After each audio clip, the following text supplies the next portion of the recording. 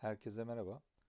Bu videoda Excel 365 fonksiyonlarından VStack yani düşey yığla birden fazla aynı tipteki tabloyu birleştirmeye göstereceğim. Aynı tip derken aynı sütun başlıkları ve aynı verileri içeren tablolarda işe yarar.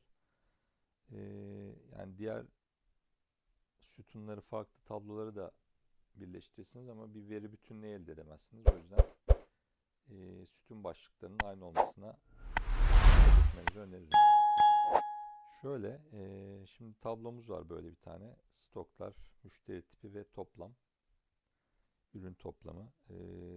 Bu tablomuzun adı işte Londra olsun. İşte bu tablomuzun adı New York olacak. Bu da toplamı olacak. İkisinin toplamı olacak. Aralık vererek de yaparız ama biliyorsunuz tablo oluşturmanın birçok faydasını daha önceki videolarımda göstermiştim. Hemen şunu Ctrl L ile bir tablo haline getirelim. Bakın tablo haline gelince de köşesinde bir şöyle kalp işareti gibi bir şey çıkıyor. Mavi bir kalp işareti. Bu tablo olduğunu gösteriyor. Aynı zamanda tıkladığınız zaman tablo tasarımı çıkarsa tablo tasarımında olduğunu gösterir bu. Bu tablomuza hemen bir ad verelim. Kendi tablo adını buradan değiştirebiliyoruz. Şöyle küçük harflerle London yazalım. Evet, ikinci tablomuza geliyoruz. Bu da herhangi bir tablo özelliği yok şu anda.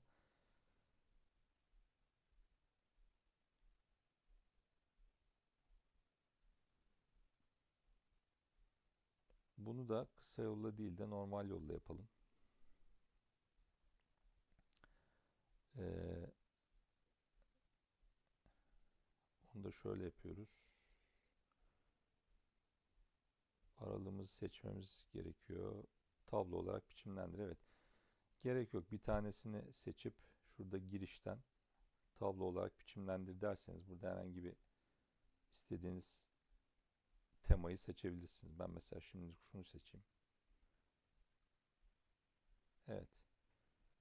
Bakın bu şekilde de kısa yol olmadan, kısa yolla uğraşmadan menülerden de tablo oluşturabiliyorsunuz. Bu tablomuza da şöyle bir isim verelim. Yani daha kısaltarak da isim verebilirsiniz ama ben şimdi açık görünsün diye bu şekilde yapıyorum. Bu sayfamızda da iki tablonun birleştirilmiş halini göreceğiz şimdi. Formülümüzü buraya giriyoruz.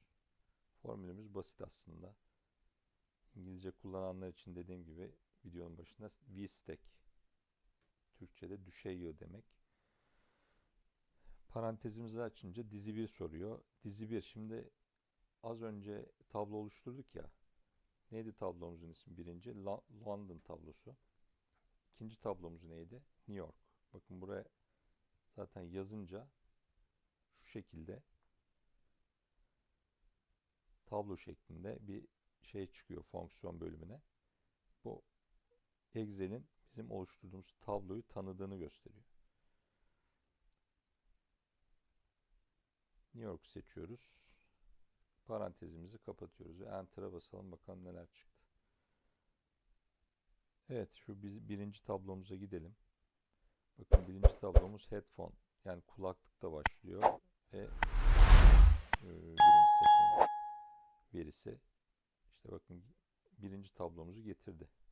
Birinci tablomuz kaç satırlık bir veriymiş? 8 satırlık bir veriymiş. Son verisi de 65'miş. Hemen bakalım. Şöyle 8 satırlık ve sonuncusu da 65. Evet. Geri kalan bunun bittiği yerden de ikinci tablomuzu getirdi. İkinci tablomuz da headphone'dan başlıyor yine. 8 ile başlıyor ve 70 ile bitiyor. Şuradaki. Böylece ne yapmış olduk? İki tabloyu birleştirmiş olduk. Tabii bunun Power Query'de de çözümleri var.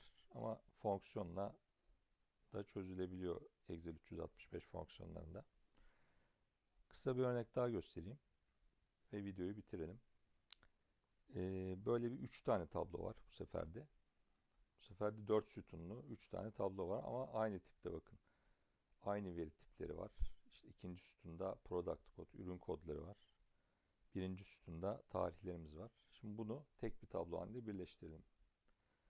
Bunlar da bakın üstüne tıkladığım zaman herhangi burada bir tablo tasarımı çıkmıyor. O yüzden hemen Ctrl L ile bunları tablo olarak birleştirelim. Birinci tablomuz bakın tablo tasarımı çıktı. Buna ne diyelim? Stok 1 tablosu olsun. Enter'a bastım.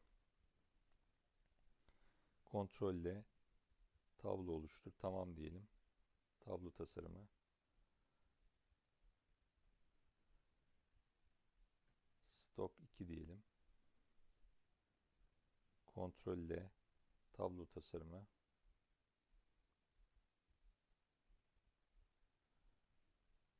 Stok 3 diyelim. Enter'a basalım. Şurayı oluşturalım. Başka bir sayfayla uğraşmayalım şimdi. Eşittir düşey yığ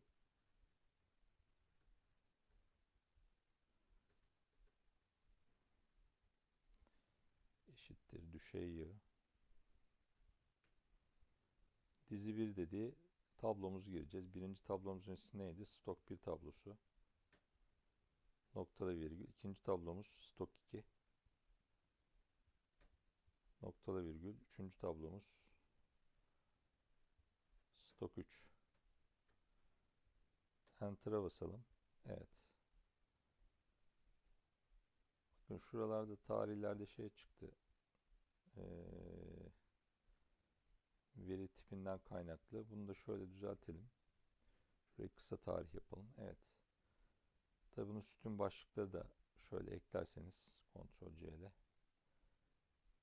şöyle değerleri yapıştır deyip farklı bir başlık buna biçimlendirirseniz böyle daha farklı bir şey olur. Bu da ne oldu? 3 tane tablonun birleşimi oldu bakın. Onu da nereden anlıyoruz? Bakın birinci tablonun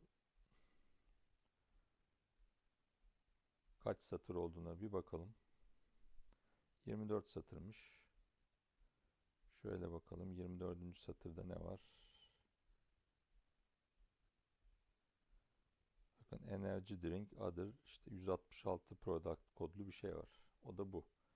İkinciyi de geliyor. İkincinin en başındaki satırı onun en sonuna ekliyor. İkinci tablonun sonundan başlayarak da üçüncü tablonun en başından sonuna doğru geliyor. Yani toplamda ne oldu? Kaç satırlı bir verimiz oldu birleştirince? 72 satırlık bir verimiz olmuş oldu. Çok basit bir formülle tablolarımızı birleştirebiliyoruz. Excel 365'in daha birçok faydalı fonksiyonu var. İleriki videolarda onları da anlatacağım. Umarım faydalı olur çalışmalarınızda. İzlediğiniz için teşekkürler. İyi akşamlar.